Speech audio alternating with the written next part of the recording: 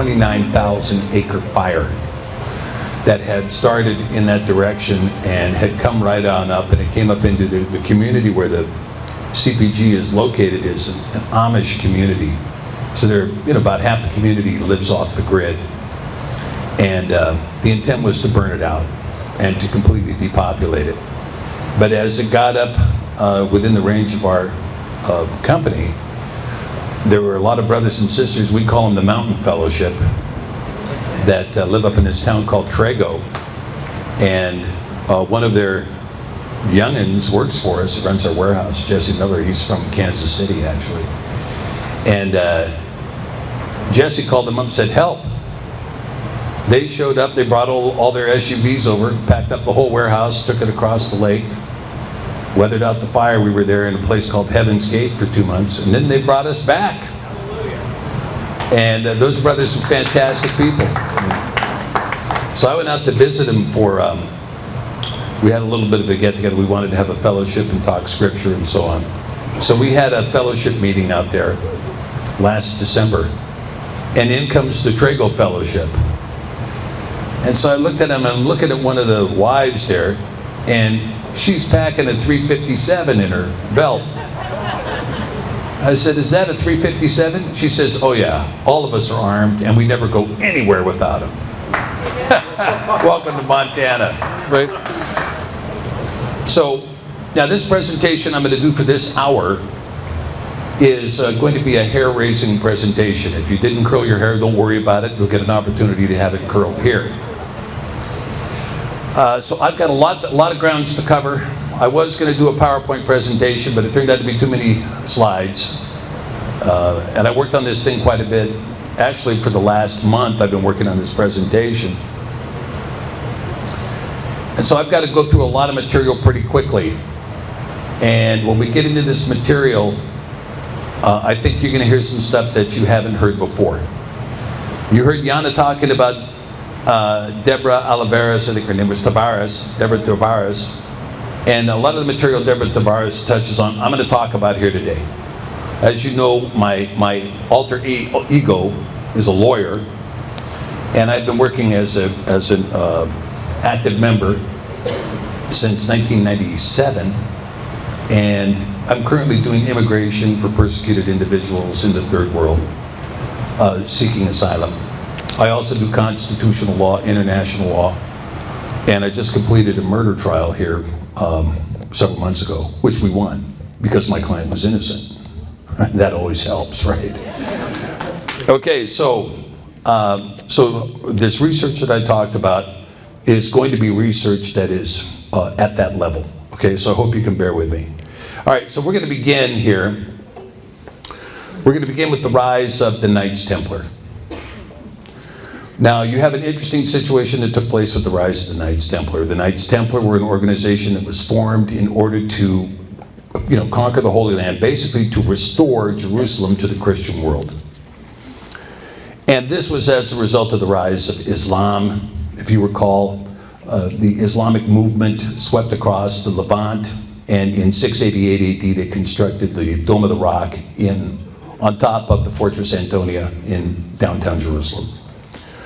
The Dome of the Rock was built on an old Roman foundation consistent with the blueprint that was there, the floor plan that was there. Now, the Dome of the Rock indicated the supremacy of Islam over the city. And so the Christians wanted it back. So the Knights Templar were formed. Now, the Knights Templar had a very interesting oath. Not anybody could be a knight of the Knights Templar. You had to own property, real property. And you had to dedicate that property by deed to the Knights Templar. And there was no marriage. No marriage. So very quickly the organization became a sodomite organization. They won't tell you this publicly, but it did. Now, in addition to that, because of the sodomite practices that were going on, they became worshipers of a different god. And they became worshipers of what's called the Baphomet. Now, many of you have seen the Baphomet. I like to say it's half goat, half man, half woman, but that would make it 1.5 people, right? But it's actually this bispecies, bigendered, goat head.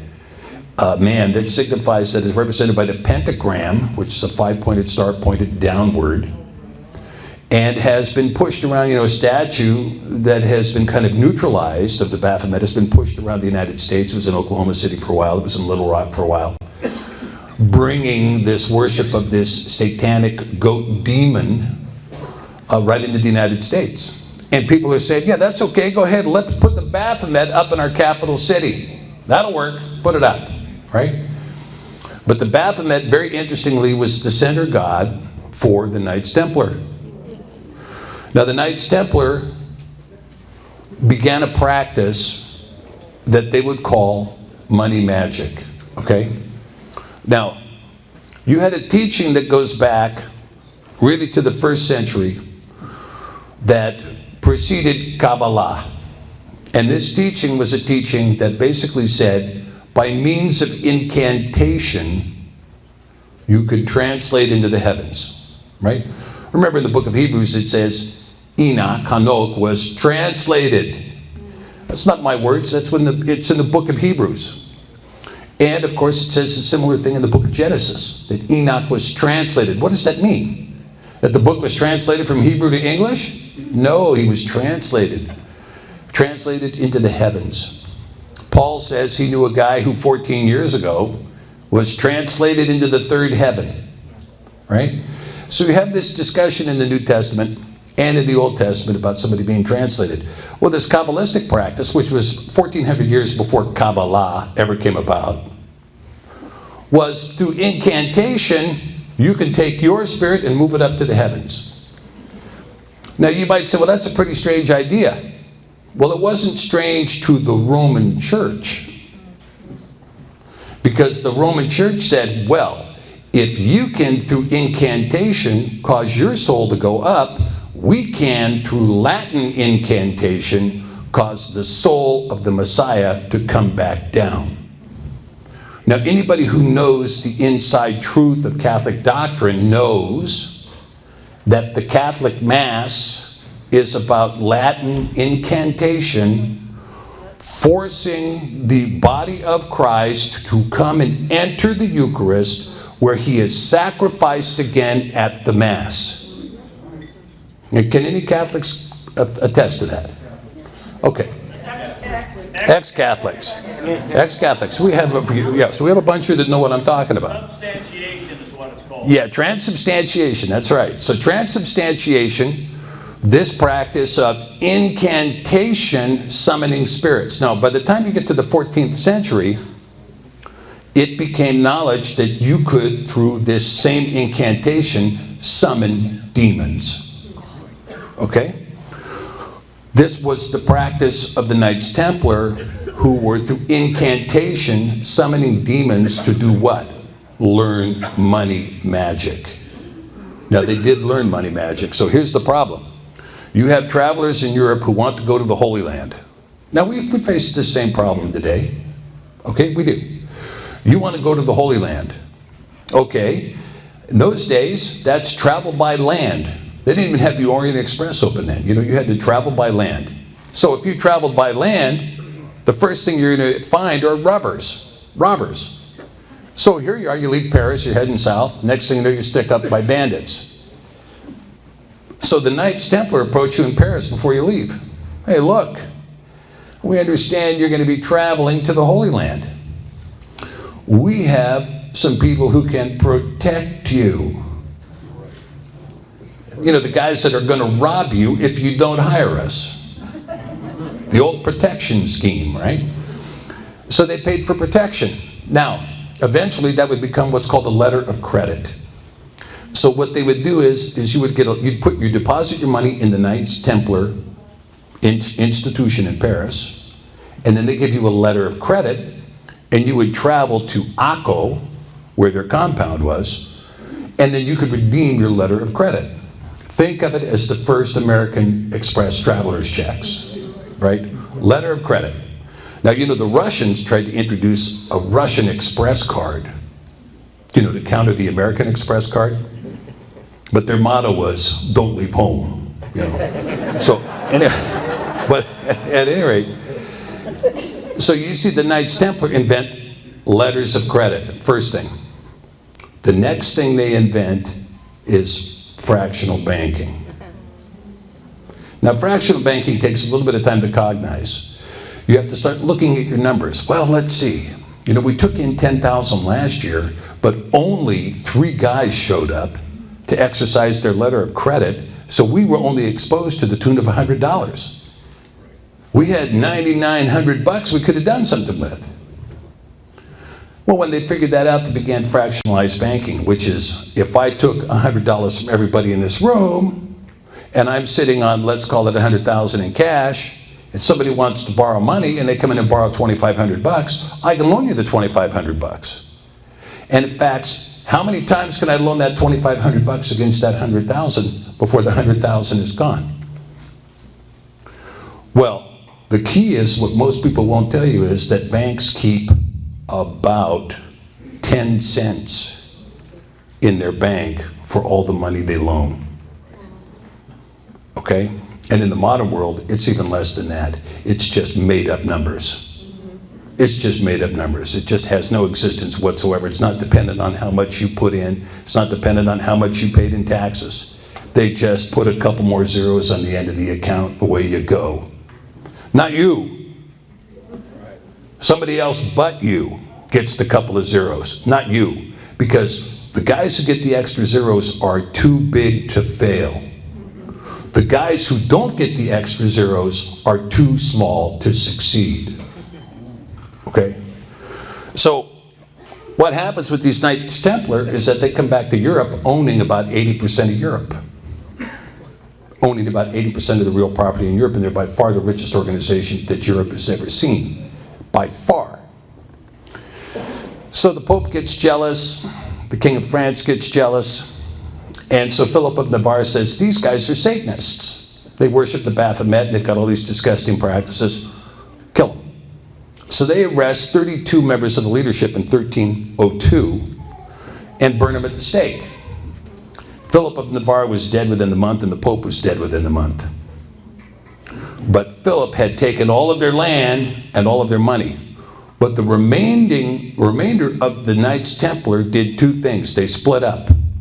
One group went into the northern Italian Alps and began to form the country of Switzerland, where they could continue their banking practices. And the other group migrated into Scotland, where they would become the founders of the Masonic Order in Scotland. Now, that Masonic Order in Scotland are the people who would become the Scottish Rite Presbyterians. The Scottish Rite Presbyterians are the ones who, following the death of King Charles I, the son of King James, said, we want that Apocrypha out of the Bible. Now, you know why they wanted the Apocrypha out of the Bible? Because they believed the wisdom of Solomon was secret knowledge that they wanted for themselves. So they went to the British Crown, who at that time was Oliver Cromwell, who was a Puritan, and who was relying upon the 1560 Geneva, and said, Cromwell, we need a compromise here. And they created the Westminster Confession. Now, I want you to understand this. King James was not present at the Westminster Confession. Neither was John Calvin. Neither was any representative of the Catholic Church. Neither was Martin Luther. Neither was Coverdale. Neither was Tyndale. Neither was Wycliffe. None of these people neither was, Desiderius Erasmus. No. It was politicians from the Scottish Rite Church and politicians from London who gave us the Westminster Confession that said, these books, beyond the 66 books, that's twice the 33rd degree level of Masonry. These 66 books are all the people who are too small to succeed need to have. And so did anybody ask the question, by what authority did you do that? No one. Not in this country. No one. And they said, well, we're really proud of the Kirk. In Scotland, it was called the Kirk. The building. Here's the building. Here's the steeple. Open the doors, there's all the people, right? Problem is, what's that steeple? That steeple is an Egyptian obelisk. Right? And it marks what? Allegiance to the Vatican, which has an Egyptian obelisk in St. Peter's Square, which isn't square. It's round, right? It's like Red Square. Red Square isn't red and it's not square. Okay, so here you are. Now, the Scottish Rite Presbyterians said, we want to have the Kirk. Well, the Kirk was named after who? The Greek goddess Kirk. We always thought that her name was Circe. You remember Circe? She's in the Odyssey. Her and the sirens sweetly singing. That they would sweetly sing and they'd lure people in, and then by handing them wine and food, they would become pigs. Right? Circe or Kirk. So the church is named after this Greek goddess. The Bible is named after the Greek goddess Byblos, the goddess of pagan literature. Interesting stuff. We tie everything in the church to that, based upon the decisions of guys who were influenced by the Scottish Rite Masons, who would be totally succumb to the will of the Illuminati, right? And of course, being manipulated by our friend Loyola in the Jesuits. So you had three organizations that sprung from the Templars: Masonic Order, the Jesuits, and eventually the Illuminati. Adam Weishaupt was in fact Jesuit trained. And he formed the Illuminati when? 1776. Interesting year. Interesting year. So, now the reason I'm bringing this up is because we're going to get into the sordid tale of the truth about America. Okay. So you had something very interesting happen. You know, when Rome collapsed, they had a body of law that was as big as our body of law is right here now. The Corpus Juris Civilis, right? Huge body of civil law. Huge body of criminal law. You know, the criminal law in Rome provided if your horse did something wrong in Rome, they'd kill the horse. To this day, you get in a wreck in Rome, they kill your car. Same basic rule, right? But we go from this huge body of law to, by the time we get to Charlemagne, Charlemagne could neither read nor write. But his dad had entered into the Treaty of Verona with the Pope, which said, if you appoint my son to run the future Holy Roman Empire, all of our lands that we conquer belong to the church. And Dad signed it, and Charlemagne, who could neither read nor write, became the first emperor of the Holy Roman Empire, which was neither holy nor Roman. It was a German empire. Austria-Hungary, Czechoslovakia, Germany, Prussia, Holy Roman Empire. Now that Holy Roman Empire called itself what? The Second Rome. Because the first Rome was Western Rome. The Holy Roman Empire, Second Rome. Who called themselves the Third Rome? Adolf Hitler. When he said Third Reich, he was saying we are the successors to the Second Reich, and the contract that existed with the Second Reich is the contract that belongs to the Third Reich. All ground conquered by the Reich belongs to the church. That's not the only sneaky contract that was made. There was a certain king in England, John Plantagenet. Who knows who this guy was? Signed the Magna Carta. Now, if you read the Magna Carta, what do you discover?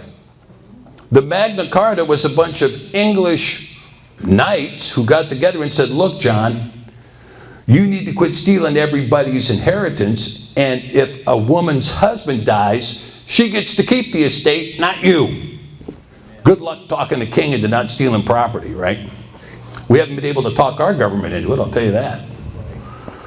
But they did, and they forced Plantagenet to sign it. What they didn't know was that Plantagenet had already entered into a treaty with the Vatican that said, should he do such a thing, all the lands of the Commonwealth of Britain would belong to the Vatican from that point forward.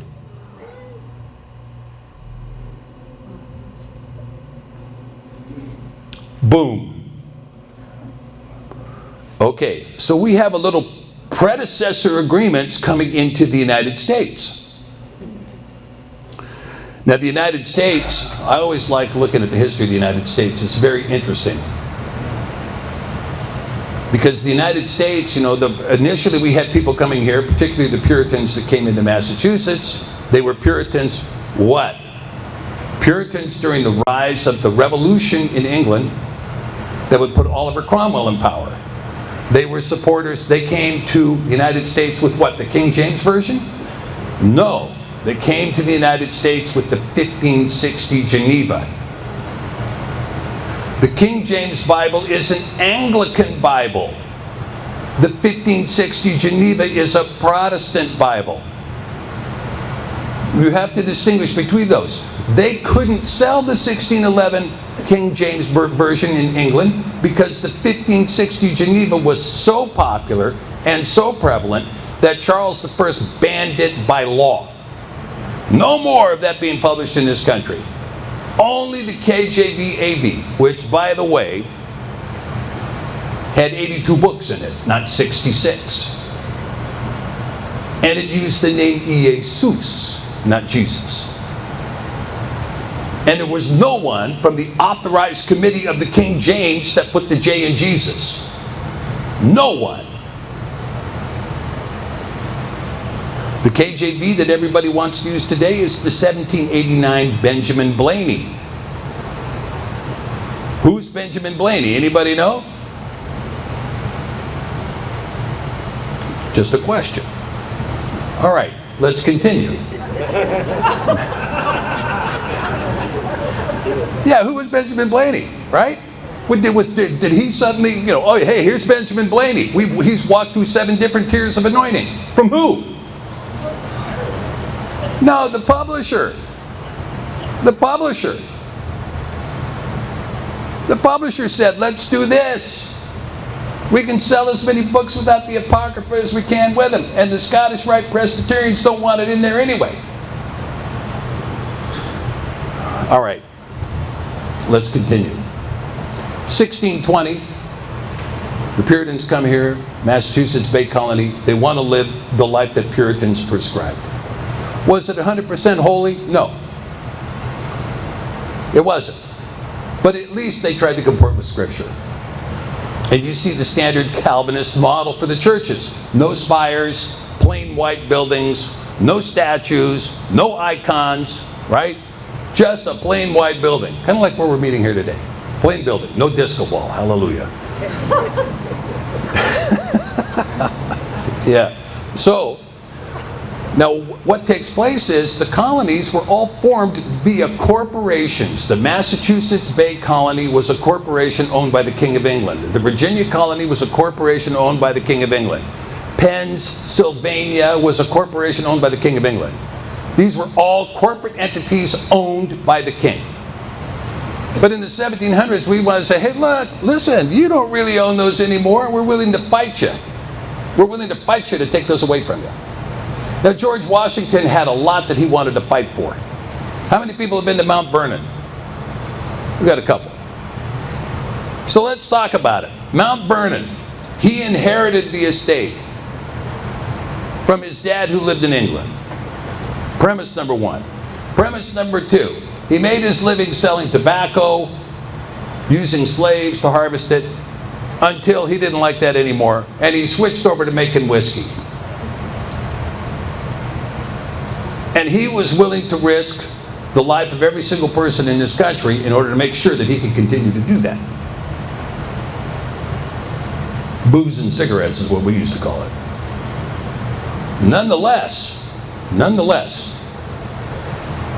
We had to borrow money to wage the Revolutionary War. And who did we borrow the money from? The King of England. The very guy we were fighting. So the king's like, yeah, I'm in on that. Because who was advising the King of England? Templar bankers. Templar bankers. You charge usury. You use letters of credit. You use fractionalized banking. And so we did. We racked up a $45 million debt for the Revolutionary War. On paper, they say 5%. Privately, it was 30% interest. That was signed into law before 1789 when the Constitution was ratified. So when you get to the Constitution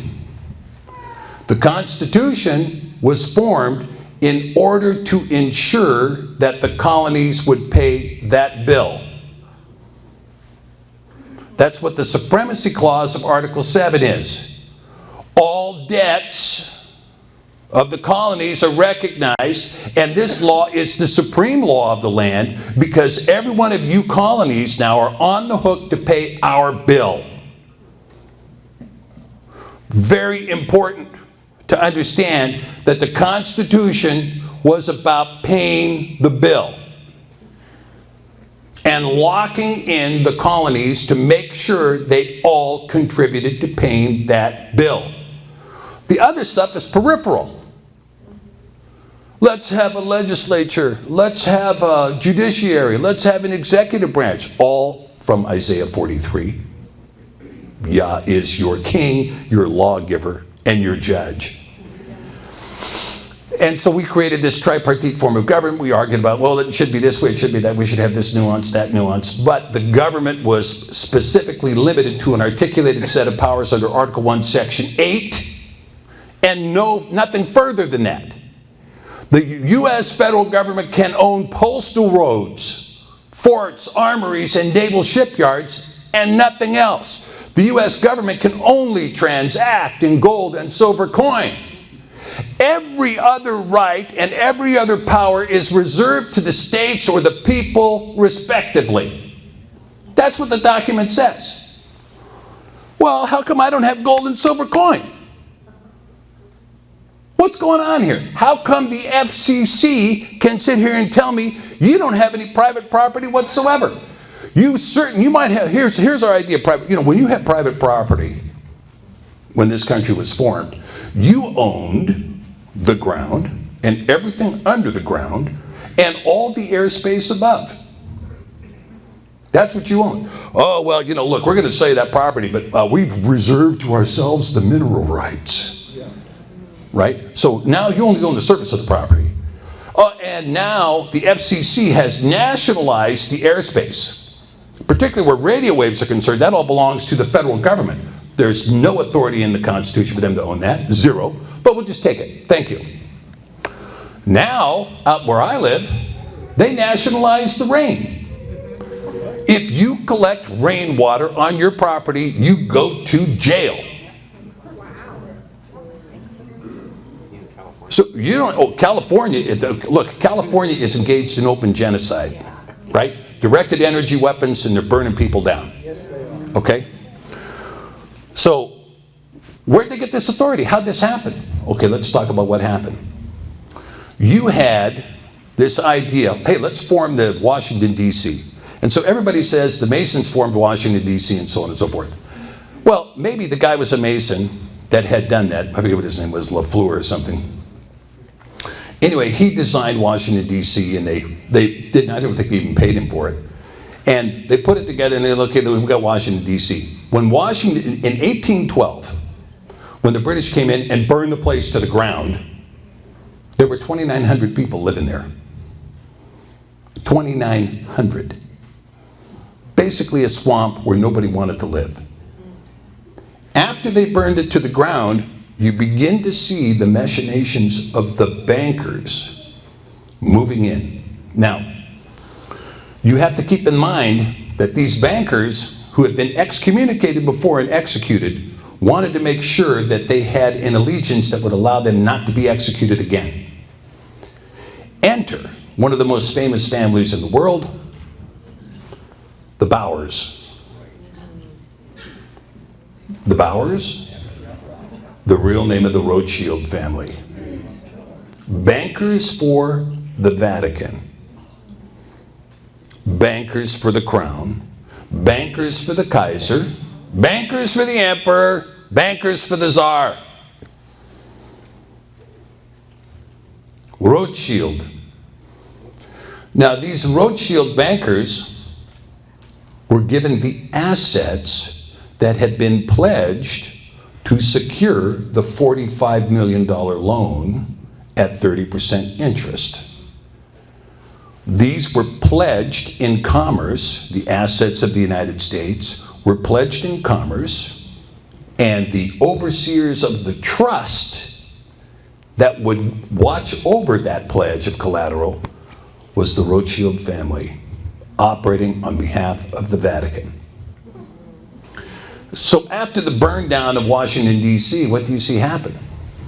You see a fundamental change in the country begin with Andrew Jackson running roughshod over the Constitution, the treaties of this country, for instance, the creation of the Cherokee Nation. And there were several presidents who were assassinated that nobody wants to talk about, like Zachary Taylor, who was poisoned. And this history begins to change. All right. However, in that period, there was a 13th Amendment adopted to the Constitution. The 13th Amendment said, no one who has received a title of nobility from any foreign power can ever hold a public office in the United States. And in fact, if you have received a title of nobility from a foreign power, you cease to be an American citizen. One title of nobility was given to members of the Crown Bar Association, which was the title Esquire. So who was the first Esquire that wanted to take the office of presidency? Abraham Lincoln. So Abraham Lincoln comes in and says, well, guess what? I'm going to run for president. And the people in the South said, no, you're not. And there were 4 people running for the president during that election. And so what happens? Lincoln gets elected by the Union states. As soon as he got elected on November 21st, South Carolina seceded by December 20th. Before he could get inaugurated, 7 states had seceded, and by the time it was done, 40% of the electors in this country had seceded. The Constitution is very particular when it created the Electoral College. And it says that to be elected president, before you can count the votes of the electors, you must have a 2/3 majority of the electors present for a quorum. They never got the quorum to elect Lincoln in 1860. So they went ahead and counted it anyway and said, hey, we're going to go ahead and infer the vote to you, even though your electors had never voted. Once they did that, of course, we began to see the taking up of arms. Now, Washington, D.C., interestingly enough, placed between Virginia and Maryland, placed in between the Virgin Mary, begins to take on the shape of Rome. Let's have a building with a cupola where the people meet, and we'll exalt George Washington as some kind of a saint inside the dome. They wanted to put George Washington in a crypt beneath it because every Catholic church is on a dead body. And then up comes the Egyptian obelisk in the middle of the mall. Am I wrong? Welcome to New Rome. That took place between 1812 and the Civil War. Now, what takes place? Maryland now, Virginia has seceded, and now Maryland wants to secede. That puts both states on either side of Washington, D.C. seceding. How's Lincoln going to defend that capital? As soon as he heard Maryland was going to secede, he ran over there and arrested everybody. The governor, the mayor of Baltimore, arrested everybody. Immediately suspended habeas corpus and put him in Guantanamo Bay. Except they didn't have Guantanamo Bay at the time. But it was the equivalent because they sat in jail until the end of the war. Now, you get to 1863, and Lincoln's looking and going, I've got a choice here. I can either agree that the Confederate States of America are Confederate and they're a separate state, in which case I can be lawfully elected by the Union, which was 19 states, and if I do that, then I have to agree that the country split. Or what? I don't accept their split, and I have to hold office some way. So what does he do? Martial law. Now, habeas corpus had been suspended in 1862, but in 1863 he enacted the Lieber Code, General Rule 100. This General Rule 100 has never been set aside. Okay? I believe it's paragraph 7 that says, look, even though you're under martial law, you can pretend like you're still under the civil and criminal law unless push comes to shove. In other words, yeah, you're under the Constitution until we don't want you to be anymore. Then forget about due process. We'll just pick you up and put you in Guantanamo. Yeah. Now, habeas corpus was restored by the courts, but martial law was never rescinded. They'll try to tell you, well, Andrew Johnson rescinded martial law in 1857 with his proclamation that we're no longer at war with Texas. There is no peace treaty between the Union and Confederate States of America. None. What you have is a series of surrenders of the Confederate armies. There was no rescission of martial law, which under the Lieber Code requires a specific rescission in writing. No rescission. So we've been under martial law, but what happens at that period of time? Because something else took place, because the trust was changing, because the assets were changing.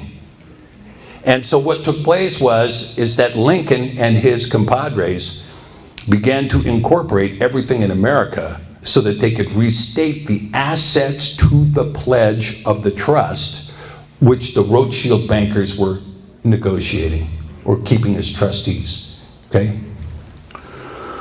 And so they did, and they incorporated every single human being in here. Your birth certificate is in all capital letters, representing that you are a corporate body, and you are pledged as collateral to a loan that the ultimate beneficiary is the Vatican. The current Pope, when he first took office, issued a motu proprio saying, I have jurisdiction over every birth certificate in capital letters in the world. And I have the right to excommunicate you and to adjudicate you into the office of the Inquisitor ex parte without you knowing or even being here. First thing he did as Pope. Okay. Now, what happens from here? Well, we get the Federal Reserve Act of 1912, which was accompanied by the Income Tax Act of 1912 and the 16th Amendment of 1912. All stuff that Lincoln tried to put to place in 1863 and was kicked out by the court as unconstitutional. Okay, let's amend the Constitution then. In comes the 16th Amendment. All income from any source derived, now subject to taxation. Why do we need it? Because the right to print currency was given to the Federal Reserve because they controlled 100% of the assets of the United States. Now, at that time, they were forced to express the Federal Reserve note in terms of gold and silver. But by the time we get to Richard Nixon terminates the Bretton Woods Accord and says, no. We're not going to honor any more of that gold stuff. Why not? Tricky Dick. You guys remember that was his nickname? Why not, Tricky Dick? Because we don't have any gold. We can't honor it anymore. We don't have any gold. So now what? Well, we're going to do the petrodollar. Well, what's the petrodollar? Well, Saudi Arabia has agreed to make sure that if anybody wants to buy oil, that they have to do it in dollars. If they want to sell oil, they have to sell it in dollars. And then we've agreed to bomb anybody that disagrees. Right? That was the rule of 1972, the petrodollar. So the condition of the United States is a condition where everything we have here is pledged as collateral. Everything. You own nothing. You say, I've got a deed. Now, I don't know what the situation is here in Kansas. And we're in Kansas, not Missouri. Or Missouri. Either one, depending on how you want, which state of jurisdiction you want to talk about, right? But out in Washington, if you don't pay your property tax, they take your property. Now, I've always asked the question, well, state of Washington, very interesting because my deed says statutory warranty deed. Statutory warranty deed. That means that I own this property, and the guy who sold it to me is warranting that I own that property. There it is, right there, statutory warranty deed. Can you show me your deed by which you foreclose on my property? Can you show that to me? State says, I don't need no stinking deed. You think you had some kind of protection. You don't have any protection whatsoever because you don't own anything. You don't even own your own life. That got pledged as collateral a long time ago. And as a result of this pledge, and as a result of our handing all this authority to the Federal Reserve in trust, they have racked up some numbers. I mean some numbers. Now you read, you say, oh, well, the United States government has an accumulated deficit of roughly $16 trillion. If you tried to pull that in a private business, you'd be in Leavenworth until the end of your days. That's the cash flow accounting. That's not the actual books. You want to use generally accepted accounting practices, GAAP, to look at the books, then let's talk about the unfunded liabilities. Federal retirement, Social Security, Medicaid, Medicare. Right? Military retirement. What's that number look like? Oh, about 250 trillion. And we're going to rack up another 2.5 trillion on that this year.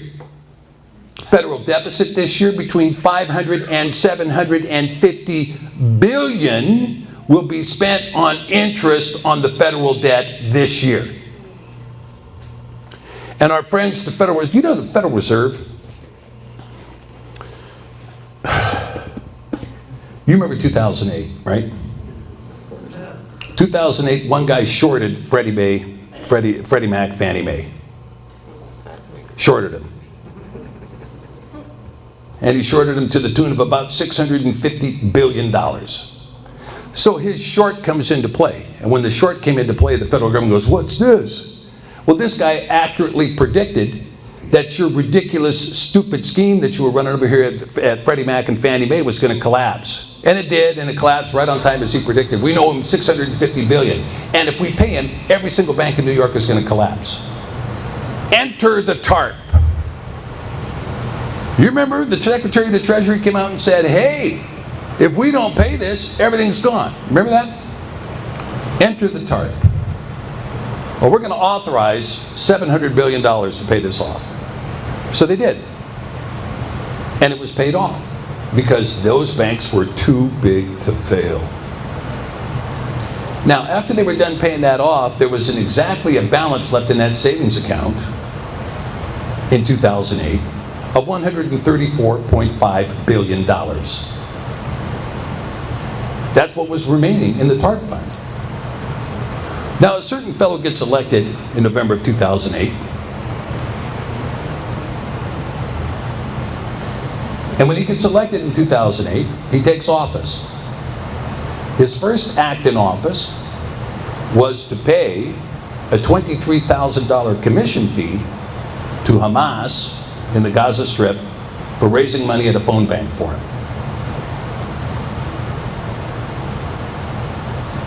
Then he took a trip to Egypt and in Arabic, without accent, told the Muslim Brotherhood, "I am one of you." Then, two Japanese guys get caught at the Italian-Swiss border. Smuggling. Now look, just for anybody who's never been to Europe, there has been smuggling going on over that border since the border was created. The Italians know every lousy trick you can ever imagine for smuggling. The dumbest one is the bottomless suitcase.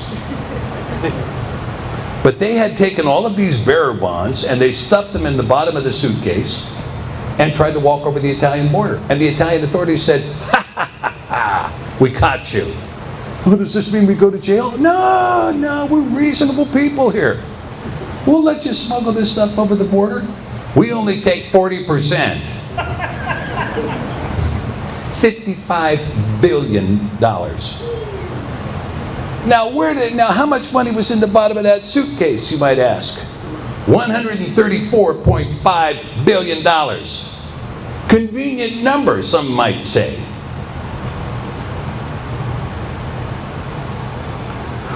Well, there's got to be something we can do about this. Yeah, there is. Enter the Pope. Barry, what are you doing trying to put your money in the Swiss banks? Everybody knows they can't keep a secret. Why don't you put it where we can make sure it's good and secure? Here in the Vatican Bank. Can we do that? Oh yeah, but it's going to cost you. Well, I'm already hooked for $55 billion. Can I get my $55 billion back? Yeah, you can get it back as long as we get paid $55 billion. Well, I got a proposal for you. What do you want? Well, I want fiat back in the United States. We had our cars kicked out of the United States. We want fiat back in the United States. We want access to that market. We want fiat back in the United States. Okay, all right, okay, I got you. So how about we do this? I'll give you Chrysler Corporation $20 billion in tax dollars and fiat access to the U.S. Bingo. Do we have fiat in the United States? Is Chrysler Corporation owned by fiat? Was $20 billion in American tax dollars given to them to affect the trade? I mean, come on, Barry. If you're going to give $20 billion to the Italians, why don't you give it to me? I'll run Chrysler. You know, I'll put together a group of guys right here in the room. We'll run Chrysler. So you see that the control was made, and out of that bank, which the Italian authorities have been saying, we want to audit, we want to audit, we want to audit, we want to audit. No, we have walls here that keep illegal aliens out of this building. Big walls. So what is the condition of the United States? Now that we're talking, we're under martial law. Habeas corpus comes and goes. We have as much Constitution as somebody wants to apply, and nothing more. And we have pledged our fortunes, our lives, and our property as collateral for debt, not just our generation, not just our children's generation, not just our grandchildren's generation. When you're talking $250 trillion in debt, the world has never, ever, ever seen anyone rack up this kind of debt. Never. All right, let's talk about the implications of this for just a few minutes. When we see President Trump, he says, well, I'm going to make America great again. I'm going to do this, I'm going to do that, I'm going to do the other thing. Let me tell you what he's really doing. He's in a boat. He's on a river. There is an extremely large waterfall right there. He's about 20 feet from it, and he's paddling like mad. That's what he's doing. And he puts a smile on his face, and he tries to tell us, I'm going to do this, I'm going to do that, everything's good, we've got jobs up, we've got employment up, we've got this, that, and the other thing. We don't. We don't. We have been looted, looted, looted, looted, and looted. That's what's happened for the last 200 years. And now somebody says, well, you know what we need to do is we need to put 5G in place, or we need to put some kind of economic policy in place that will allow that goose to take a couple more breaths of air and give us one more golden egg. You know, there's a point when you choke the goose and the goose dies, and there's no more eggs. And predators and thieves, liars, crooks, and murderers and accusers don't care. Now, I'm just going to share just a couple of things. You know, I live out on the West Coast, and so I live in this experimental land of tech wackyism. And I'm telling you, look, these people are out of their mind. They put a couple of driverless cars on the road. Wreck. Now, let me say this to the insurance companies so the insurance companies know. When you force me into a driverless car, I'm never paying auto insurance again. You understand that? You're not getting a dime. Amen. If there's a car wreck, you blame it on the guy who built the car. Don't be calling me up to blame it. You blame him, right? The insurance companies, they write me a letter. Did you know that 40% of all wrecks happen by tired drivers? I wanted to write them back. Hey, did you know that 100% of all wrecks happen by drivers? Wouldn't it be nice if you could just have mandatory insurance and nobody could ever drive? Hey, you guys would finally be happy, right? We'll take all your money and never ever pay a claim. But this is the kind of thinking they have. Now look, when you talk about an AI environment, AI cannot distinguish the truth.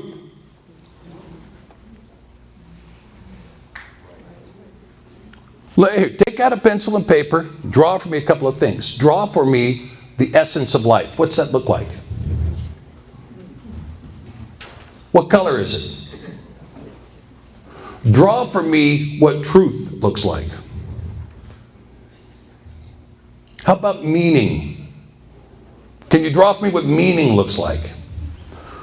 To AI, it's either a 0 or a 1.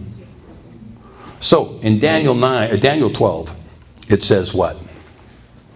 In those days, people will go to and fro, and knowledge will increase. How much will knowledge increase? By 2020, they're expecting the knowledge database to double every 12 hours. But in that knowledge database comes what? Disinformation. There's information and there's disinformation. So the AI guys out there in Silicon Valley, you know, you can see them sequestered out there in San Jose and Palo Alto and Los Gatos. You know, we don't ever go there. Because if we do, we come into the unwashed masses, you know, downtown San Francisco. Don't ever go there. That's where we distribute free needles. I mean, have anybody been out to the West Coast lately? Okay, let me tell you. Let me tell you something. It's flat unbelievable. I mean, you drive into downtown Seattle, there's tent camps everywhere. There's human garbage everywhere. There is somebody begging for money on every street corner. They even have mafias running the beggars. So here's a beggar standing out on this corner. My wife and I saw him. Standing out on the corner asking for money. And there's a guy, hey, I own this corner. You pay to work this corner. The stuff that's going on in San Francisco and in Portland, you have to see it to believe it. It's just unbelievable. And this is what the world that they have planned for you, this AI world. Okay? And this tech nonsense. And what these techies don't seem to understand is that the AI cannot decipher truth from falsehood. So what you get is Google, we're going to censor that. YouTube, we're going to cancel that. Right? Twitter, we're going to terminate that account. Why? Because they want the information to say one thing. Not your thing, their thing. However, knowledge is going to increase and double every 12 hours. Nothing will be hidden, including the antediluvian record, the record that occurred before the flood. Now that record is beginning to emerge. We're beginning to see it. Okay? So with that, I'm going to leave you guys with this. I've said this many, many times to people. We have the Constitution that we are willing to defend.